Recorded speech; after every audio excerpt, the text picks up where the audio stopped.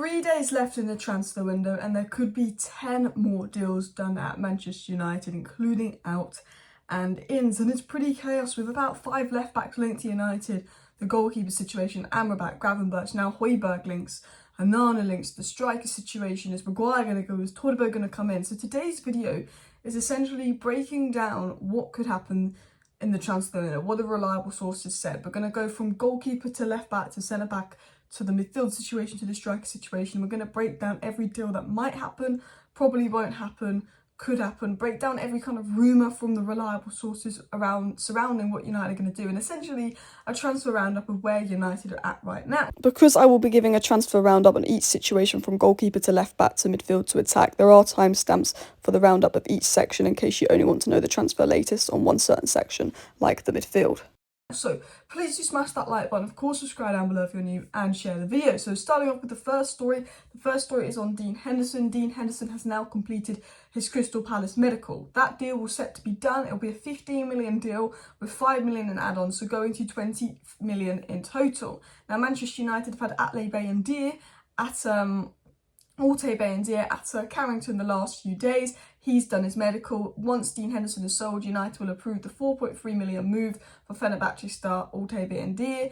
Fred has pretty much confirmed that he's going to Manchester United. It will be a 4.3 million deal, and it will be done once Dean Henderson signs for Nottingham Forest. So the goalkeeper situation will be done. Maybe there could be an announcement tonight or tomorrow on that. So that's really with the goalkeeper. But what's interesting with the goalkeeper situation is there is going to be about 15 million in funds left over, which could go on to Amrabat, which we'll get into in a second. But I want to talk about left backs, because left backs is confusing. But essentially, I like Alvaro Fernandez. I'd like to take a chance on him, but he's very close to joining Granada on loan. And the only thing stopping Alvaro Fernandez joining Granada on loan is making sure we get our replacement in, because Luke Shaw will be out until at least December. The injury of Luke Shaw is something to do with when he broke his leg. So United are like, he's going to be out for at least 2 months. We want to take precautions, have him out for 3-4 months. Unfortunately, it's going to be a very, very serious injury to Luke Shaw. So United are exploring a left back on a 6-month loan deal.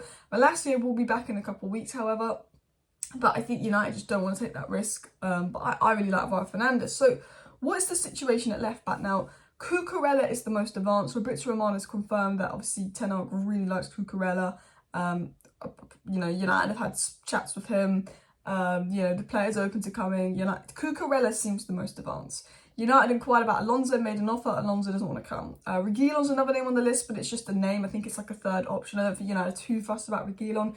Rico Henry is someone that United like. I think Rico Henry would be the best choice, and Brentford are actually looking at a left back in the Brazilian league, so potential replacement. But Rico Henry is there, and then they've also been linked to Tagliafico. Ten Hag would like Tagliafico. I believe Tagliafico would probably be Ten Hag's first choice, but there will be a bit of a fee with Tagliafico compared to the other ones, and United will go with the cheaper alternative. And they're also linked to that Spanish left back whose name's just left my mind.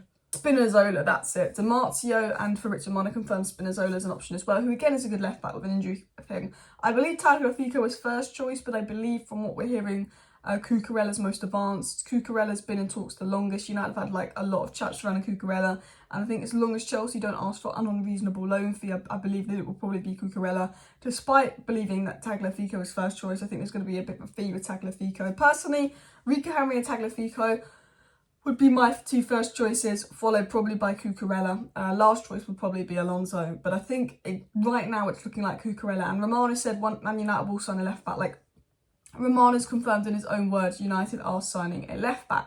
Now, Manchester United want to sign a centre back. Erik ten Hag wants to sign a centre back. What is the situation on centre backs? So basically, it looked like Maguire was going to go at one point. Maguire had a 30 million deal agreed with West Ham. Man United had that agreed, sorry. Maguire actually agreed personal terms with West Ham, but then he refused to leave United unless we paid him out. Now, Man United offered Harry Maguire a 6 million payout to leave the club, but that wasn't enough. Harry Maguire wanted a 12 million payout to leave the club, so he stayed at United, which left Ten Hag a little bit annoyed, which left West Ham frustrated because, 6 million payout, you're going to be West Ham captain, they're still offering you over 100 grand a week. And he just wanted to sit at the bench at United. And that was frustrating because Ten Hag, and a report from Jack Talbot actually came out and said, look, Ten Hag really wanted Kim Min-jae, if not Pavard. And Maguire staying means he can't get Kim Min-jae or Pavard. Kim Min-jae was ideal, he went to Bayern. And obviously Benjamin Pavard, is now going to Inter. Benjamin Pavard actually wanted United at Inter, but he's gone to Inter because he's basically been told it's unlikely that Maguire will leave. However, in recent days, there's been some more reports suggesting that Maguire will leave now and that Maguire wants to leave, but he wants to leave to go out on loan. Now, the reason this is unreasonable is because Maguire wants to basically have his cake and eat it, if that's what you say. You know, basically, he wants to leave United, play regular football, but stay on United's wages. So he's saying, look, I'll leave if it's on loan. But if Maguire leaves and it's on loan, United don't have the funds to bring in a replacement for Maguire, so we can't bring in Todibo. Because obviously Pavard's gone, Kim and Jay's gone anyway. So United are like, well, no, like, we want you to leave, but we need you to leave on a permanent so then we can get Todibo in. Because if you leave and there's an injury, then we've got no centre-backs and we might have to rely on Johnny Evans, who, believe it or not, he's not someone you want to be relying on. So the Maguire situation, Fabrizio Romano has said, is it's basically a 20% chance Maguire leaves and 80% chance Maguire stays. The only way it really happens now is if Maguire's willing to take a pay cut and leave on a permanent deal, which he just doesn't seem interested in doing, which is crazy with the Euros coming up. Or if someone puts a nice bid in for Maguire and then offers him the wages he wants. I know Everton have put a loan proposal in. West Ham are asking about Maguire on loan, and Maguire's made it clear he wants to leave on loan. But United aren't going to let Maguire go on loan because they want the funds for him as well. So that's the Maguire situation. And if Maguire is sold, it will be Todibo. Nice are actually looking at replacements. Todibo's heads at United. He wants his move to United, and it's all dependent on Maguire. So that was the goalkeeper and defence situation explained. There will be a left back. Centre back depends on Maguire, and the goalkeeper situation is done. But where it gets complicated, I think, is the midfield situation right now. Amrabat, Onana, Højbjerg and Gravenberch have been recent names linked to United. There are also reports linking us to the likes of Tchouaméni, but we can dream. So what's going on in the midfield situation? Well, Amrabat. Some reports are saying United aren't that in for Amrabat. They're not going to go for Amrabat. It's been over-exaggerated by Italian media, but the Italian media is saying that Amrabat is waiting for United and United want Amrabat, and who's top of Amrabat's list is Fabrizio Romano and Di Marzio. So yes, maybe some bits of it have been overstated by Italian media, but Fabrizio Romano and Di Marzio aren't just Italian media that lie. They're Italian media with very good sources. Amrabat is not training with Fiorentina's squad. He's doing everything to push his United move through and hurry up. He is desperate to join United. And, you know, despite Samuel Lutka saying that actually, you know, United don't want Amrabat, why would Amrabat be training alone, refusing to train, not be playing with the squad just so he can push his Man United move through if he didn't think that United were going to come for him? Amrabat wouldn't jeopardise his career for some rumour about Man United. He's clearly had some conversations with Ten Hag and those at Man United to believe that move will go through. Fabrizio Romano confirmed that Amrabat is 100% wanted by Man United despite reports saying we're not interested in Amrabat. Romano said United 100% want Amrabat, but it depends on outgoings. When an outgoing happens, Amrabat will happen. The Dean Henderson outgoing is going to happen with 15 million profit left over. So that should give Manchester United the funds to get the Amrabat deal done. There's a feeling it's going to be done in the final few days of the transfer window. United plan to get it done earlier, but Real Sociedad have been complicated with Donny van de Beek, which we will get into in a second, but there's a feeling it could be a deadline day deal. I really want United to get this Amrabat deal done quickly because I think it's so important that he starts versus Arsenal. That's such a big game away at the Emirates.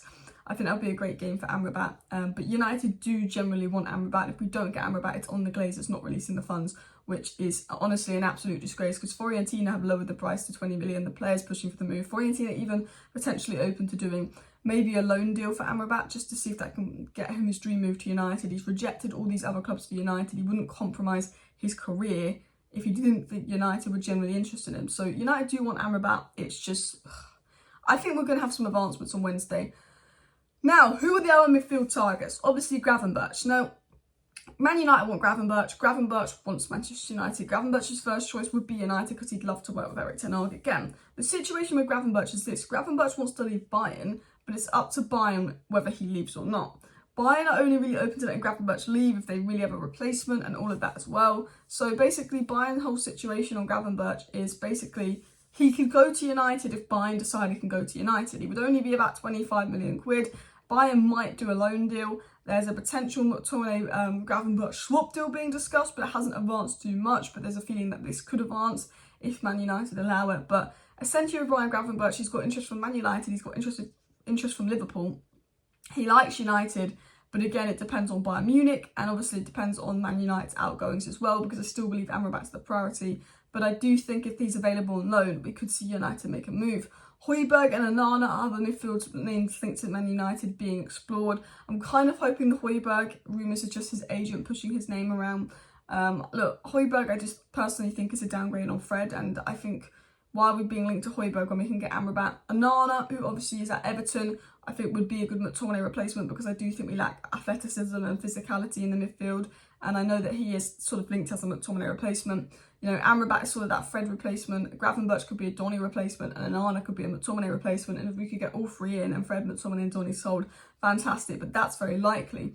What is the situation with Donny and McTominay, you may ask? Well, McTominay to Bayern and McTominay to West Ham, their deal's still being explored. There could be a late twist or turn in the McTominay case, but United won't sell McTominay unless they get about 40 million because they want the funds to get a replacement. If Bayern tempt Gravenberch on loan, there could be potential for that. But Scott McTominay is obviously wanted by West Ham and Bayern Munich. That's one that could advance. And Romano did say there's a feeling that Real Sociedad will go back in for Donny van de Beek and complete a deal on deadline day. Real Sociedad are just delaying the deal like United are with Amrabat and basically playing us at our own game because Real Sociedad want Donny on the cheap. So that is the midfield scenario explained. Now, what is the attack scenario? So explain the striker scenario, because it's been said basically Erik ten Hag wants either a versatile forward or another attacker to come in. He doesn't want to rely too much on Rasmus Højlund at age 20, and Erik ten Hag actually went to the board and demanded that they sign a striker or an attacker. Now, a player that Erik ten Hag really liked is Kudus, but he has joined West Ham, so that's not going to happen. Names that we've been linked to are the likes of João Felix, which I think is kind of unlikely, to Remy, but that's gone very quiet. The name that we've been consistently linked with over the last couple of months is Marcos Leonardo. However, United haven't made any kind of approach. Some reports said we're going to hijack a deal, we're going to make a bid. We have not.